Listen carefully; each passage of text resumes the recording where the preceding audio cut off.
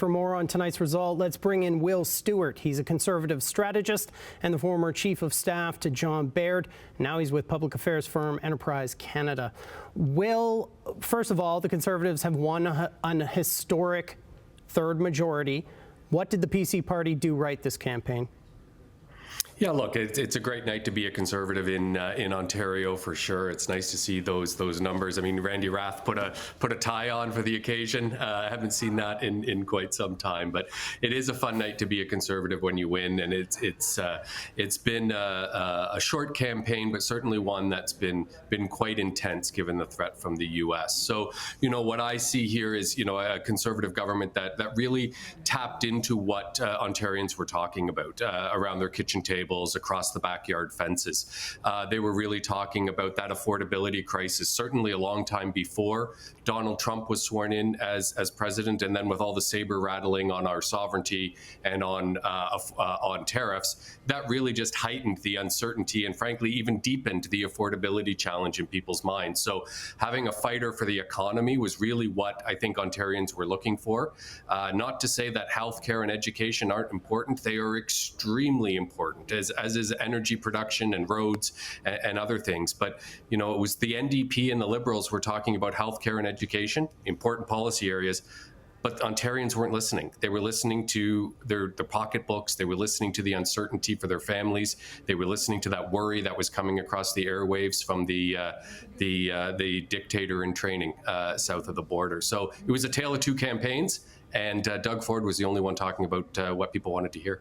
Now, Randy Rath made a good point. There's been a lot of pushback on the idea that Ford needed to call this election. He had a majority. He had a mandate to deal with Donald Trump.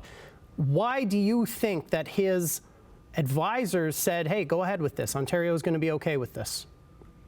Look, I think Ontario was okay with it at the end of the day, right? Randy made some excellent points. Your whole panel made some excellent points as I was watching Keith Leslie earlier as well. I think it was a little bit thin gruel for the reasoning behind the campaign, but we know we've been talking about a campaign certainly in around Queen's Park since about September of this year.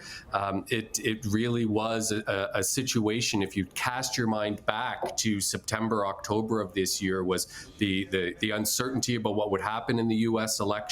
Then we got some certainty out of that. That made things a lot worse for Ontario, and it's frankly got progressively worse on international politics from south of the border. So, the reasoning may have been a little lackadaisical, maybe a little flippant for this election. But what we have now is a situation where we've got 4 years of Doug Ford and 4 years of Donald Trump.